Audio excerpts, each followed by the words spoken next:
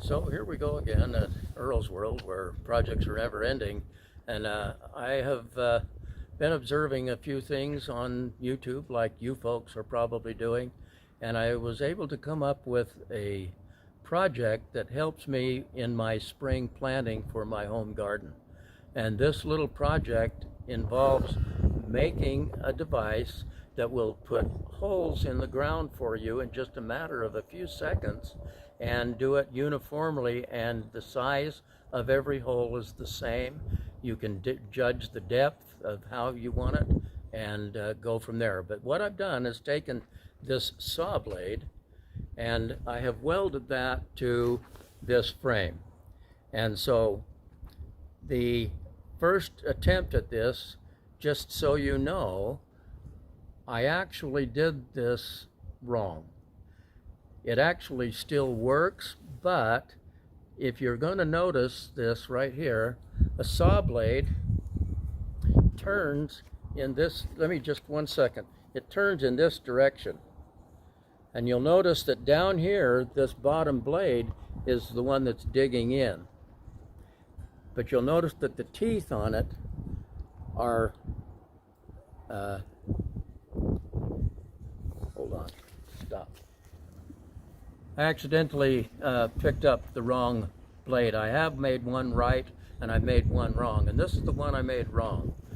But what you can see here is that the teeth are turning in the wrong direction. They're turning this way where the teeth should be digging in. This is lowered down in order to dig. And even though the blade is on backwards, this actually still works.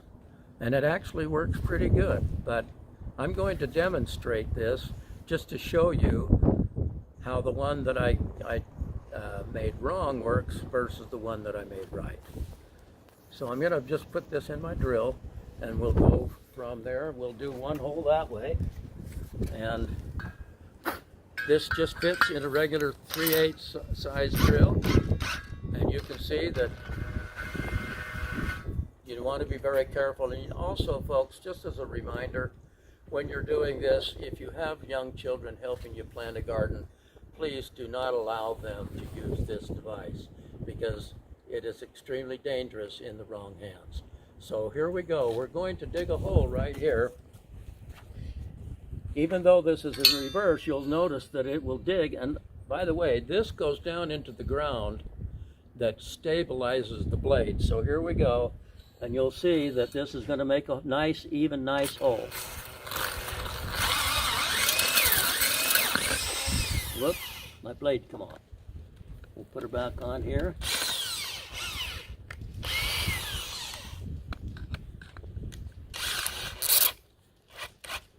Okay, here we go. And you can see that it pulls the dirt right out.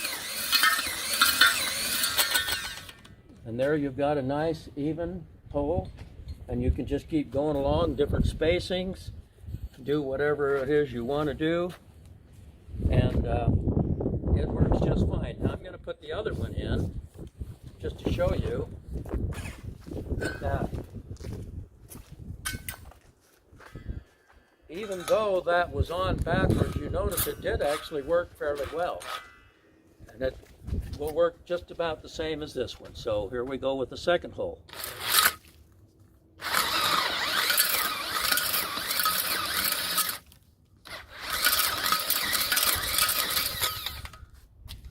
And there, in a matter of seconds, you've got the size that you want. Well, today I want to do another video, and I'm going to make a miniature version of this machine. This will be good for planting gallon-sized tomatoes, and it makes a very nice hole, as you can see, going from there. Anyway, we're going to go back into the garage and make one that is just a 4.5-inch blade, where you can do like tomato plants or smaller plants that you don't need a hole this large. Now folks, this is the one that I made that is, I said, was done right. But as I put that down in the hole, you can see that it grabs pretty good and it jumps around a little bit more, whereas if I take this other blade that I did wrong, and you can see that I go down in here, it has a tendency to stay in the hole straighter. And it actually cleans it out better. So in this case, wrong is right, and right is wrong. Well, we're back in the shop now, and there's a couple of things I want to go over before we get into the actual making of this product, and that is simply this. These are the few tools that you're going to need in order to do this project. You notice that I have 2 wrenches out here. One is a metric, which is this one, and one is an SAE. So I'm using 1/4 inch all thread and 1/4 inch nuts on this device, and the 11 and 7/16 fit that 1/4 inch nut. You need to have 2 of them in order to tighten it down, and I'll demonstrate that as we go. The other thing, of course, that you're going to need is the all thread, which will allow you to space the blade in whatever depth you want to space it. It can be 4 inches, it can be 6 inches, whatever it is that you feel comfortable with. And then we're going to show 2 ways, one with the all thread where you don't have to do any welding, because a lot of you won't have a welding machine. I'm fortunate enough to have that, but I wanted to be able to do this so that if you don't have a welding machine, then you can actually still do this project. The other one is that I'm going to put this small 4.5 inch blade on this, and I will weld this one to the actual shaft. And this, by the way, is a 3/8 inch shaft that will fit in most any drill, whereas I'm using 1/4 inch all thread. So with that in mind, we're going to go get started, and I'm going to have to put on a pair of goggles. Oh, one other thing I forgot to mention is that you're going to need some kind of a device in order to cut this blade. And as you can see, what I've done on this blade, if it shows, I've put a line in there that I'm going to actually cut, and that's what I'm going to use this grinder wheel for. This is just an all metal blade that I'm going to cut that line in there, and then we'll go ahead to that point, and then I'll show you how I'm going to shape that as we go. I'll just put it in, and then I'll just... Okay, so as you can see here, folks, I'm putting this in my vise. You want to be sure that that vise is tightened down real well so you don't get that blade flipping around and possibly hurting you. The other thing that you're going to want to do is either with a safety shield, or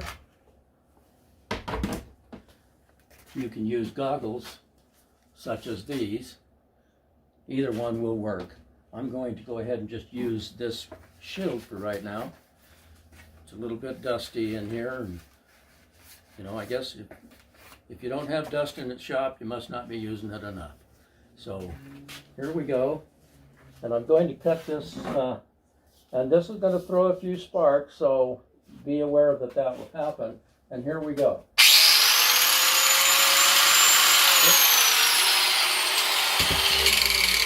One other thing I forgot to mention that's a safety factor.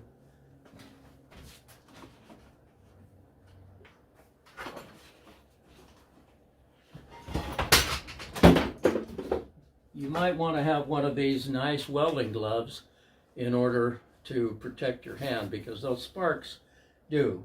You don't, not so much on your trigger hand, but on your hand that's down by it.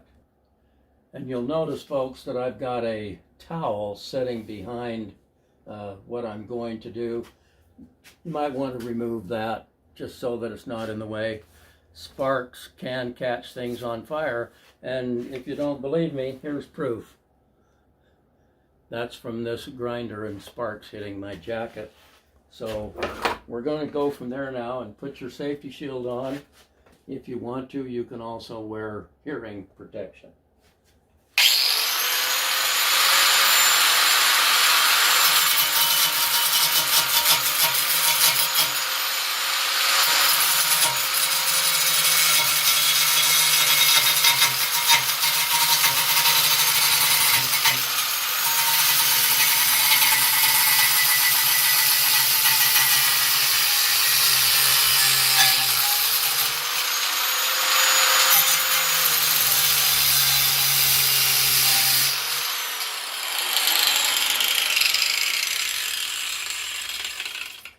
Well, as you can see, it shoots a lot of sparks, so you want to be prepared for that and not startled by the fact that you may catch yourself on fire. So here we go. Removing this from the vise now, you can see that we have cut a slot in that blade. And so now what we want to do is we're going to take that blade and we're actually going to heat it up. And so I'm going to do that also while it's in the vise. So now that we've got the slot cut in there, there is a simpler way to bend this if you heat the blade. Now heating just softens the blade. You can bend it. This is a very thin blade, as you can see, and you can bend it without heat. If you don't have a torch, you might possibly have a heating gun. They work as well, but I'm going to use a torch on this one just to show you, and then I'll make that bend in there and we'll go from there. I'm back in the vise, and I'm going to get my torch out, and I'm just going to heat one side of the blade. The other one doesn't need to bend, so we're just going to do this one. And my torch is over here.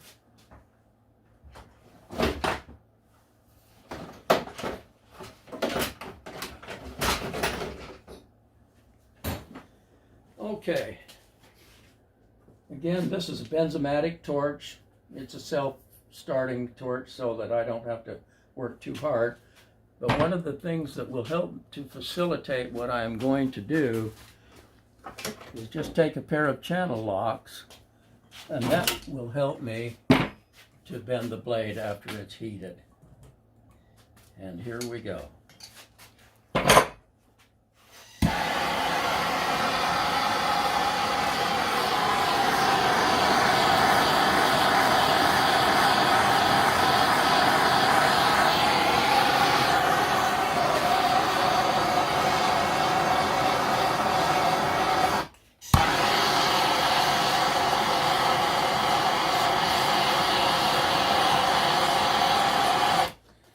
And I think that should be enough, so we'll now take this, just lock that on there.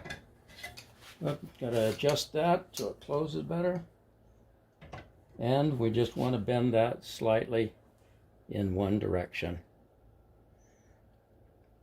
And that's about roughly maybe a ½ inch gap from one to the other.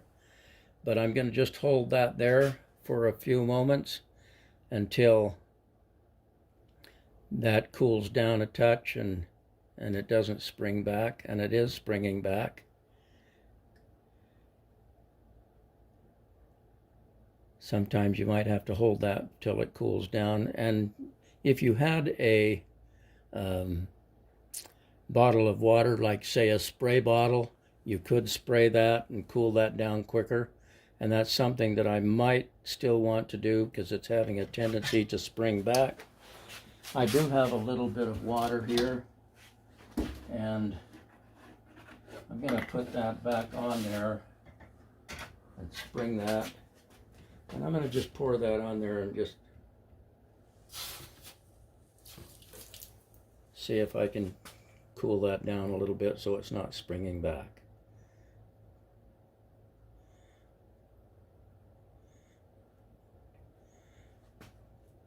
For some reason, this has this little smaller blade, has a tendency to spring back quite a bit more than the larger blade that I did. And so I might have to make some small adjustments in order to keep that from springing back. I still have to go a little bit further, and I think what I'm going to redo is I'm going to reheat it and see if I can't get a little bit more bend in it.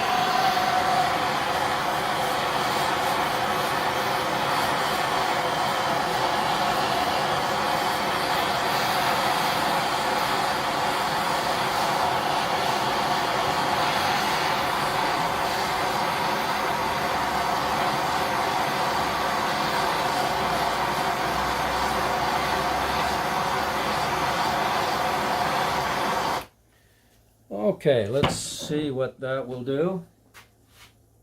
And I'm going to get a little bit further deeper down so I get that bend closer to the center shaft hole.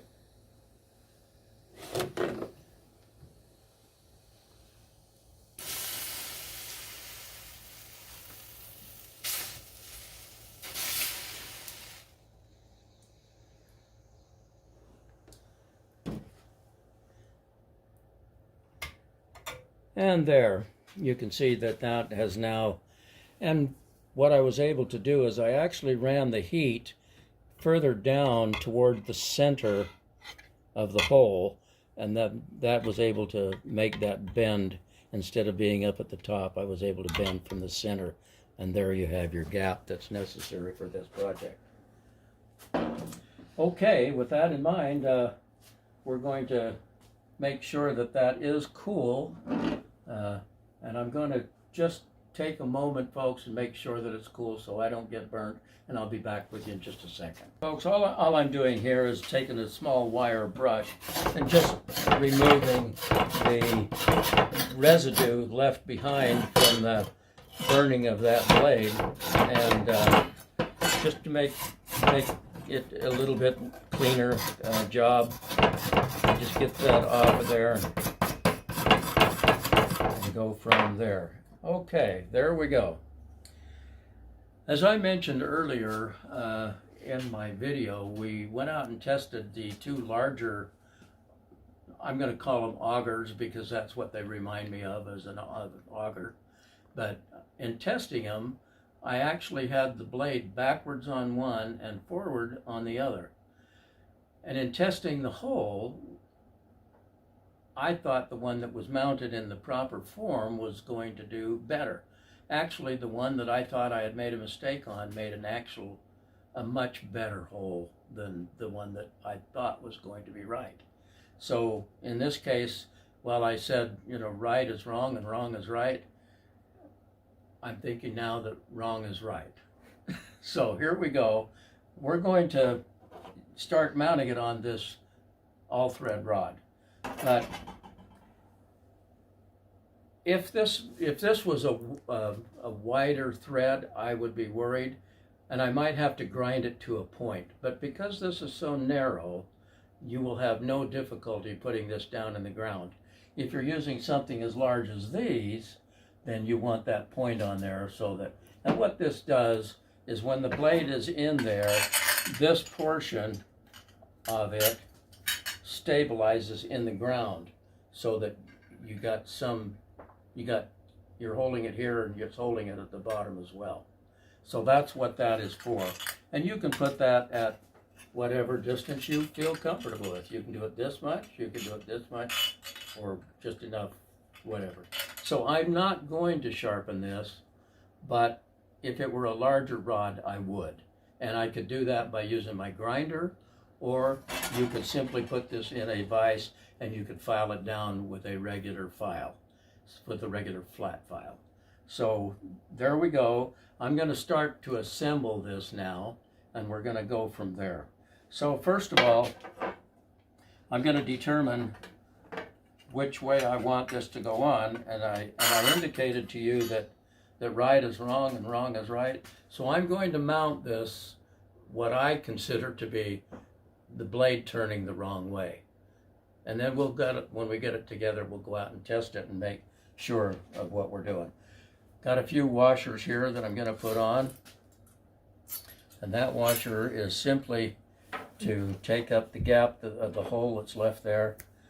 Thread on. Okay, we're ready to start our assembly on this, and you want to put on the nut. Well, sometimes they start real well. Having difficulty with this one. There we go. Hold on here. Yes. We'll do it from this end and that, because I've actually cut this, and then it should go right on. And we're going to want to thread that down to whatever distance we want our point to be.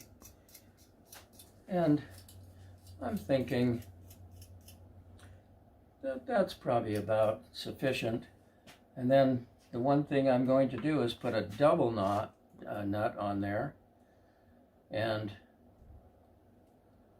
I'm going to run that down until it meets the other one.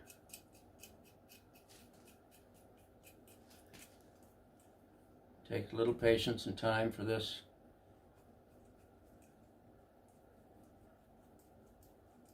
Here we go.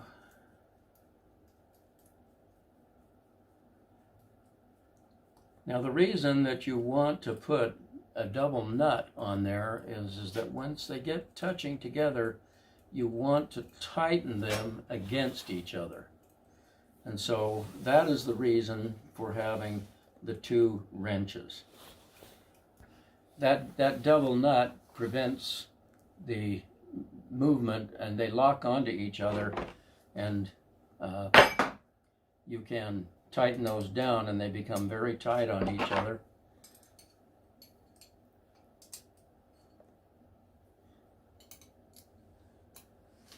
Okay, so there you go, and you just want to crank those down tight. Okay, and now those are locked on, and then we want to put our put a washer on, and then we're going to thread that down in, and I'm here again, I want to make sure that, okay, so now I've got it the opposite direction, so I want to turn that around.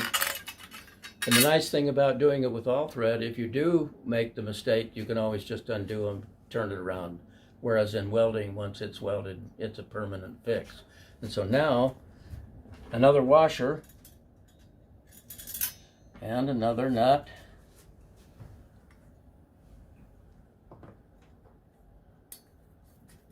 Get that started, and one for locking. There we go. Screw those down at the same time, so I'm saving a little time there.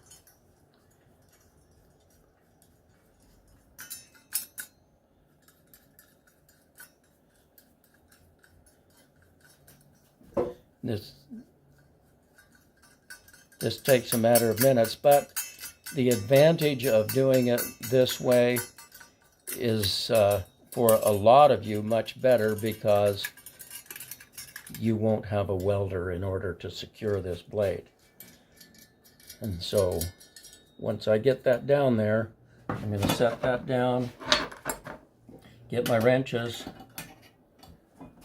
and tighten those together.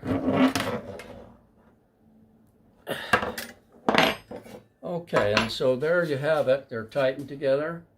You basically have a finished product at this point.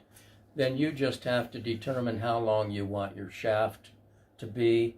I'm guessing that you know, I think that that's probably about a pretty good range right there.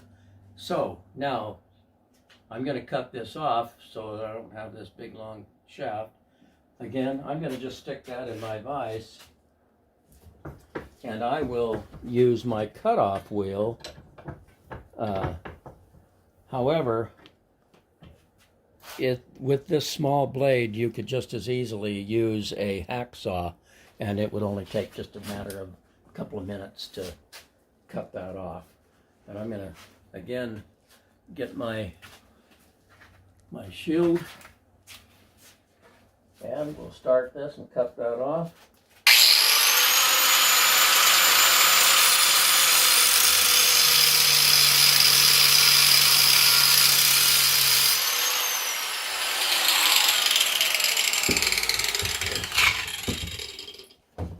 These cutoff wheels certainly make the job quicker, but it doesn't do any better job as far as the finish.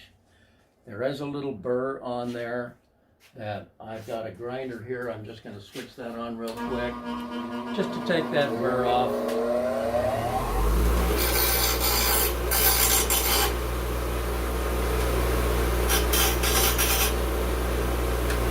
And the burr's gone, and we'll attach that now to our drill, and we'll go back out and test this and see how this little one works.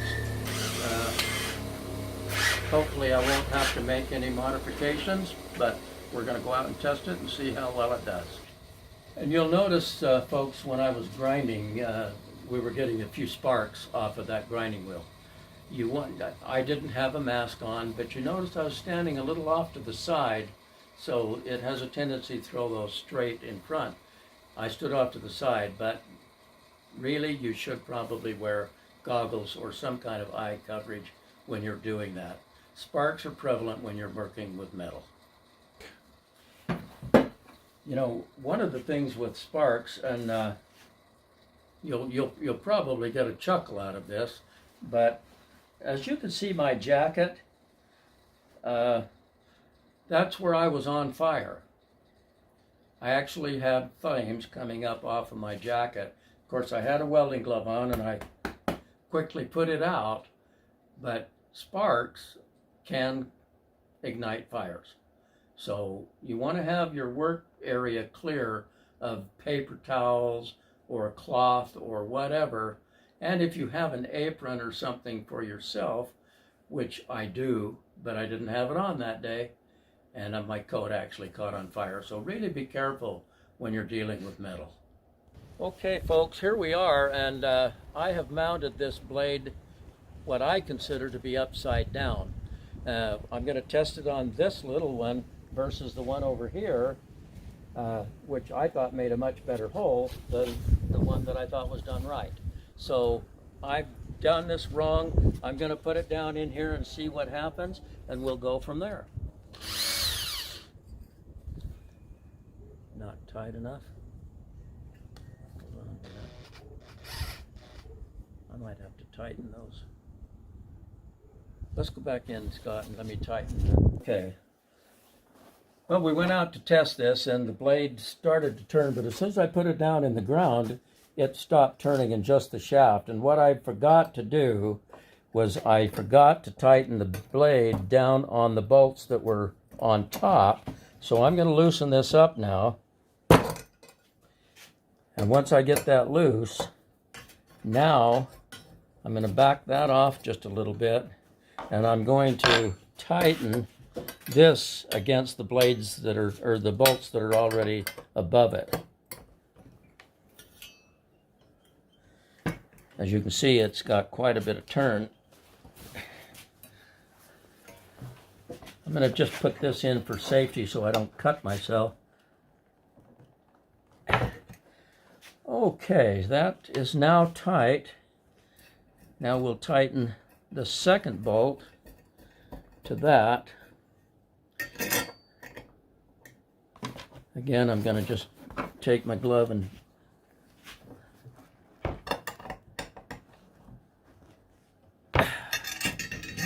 okay. Now we'll go back and try that again. Go. Okay, here goes the test on this littler saw blade.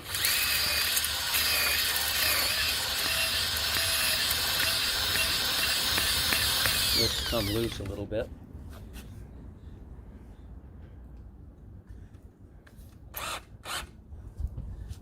Again, get down in. There we go. And there you have a tomato-sized hole for your plants. It's a great little project, easy to do. You can do this with no experience in an hour or so. If you've got experience, you might be able to do this in 20 minutes. So there again, hopefully this has been helpful to you. I want to thank you for tuning in to Earl's World, where projects never end, and be looking forward to see you on the next YouTube.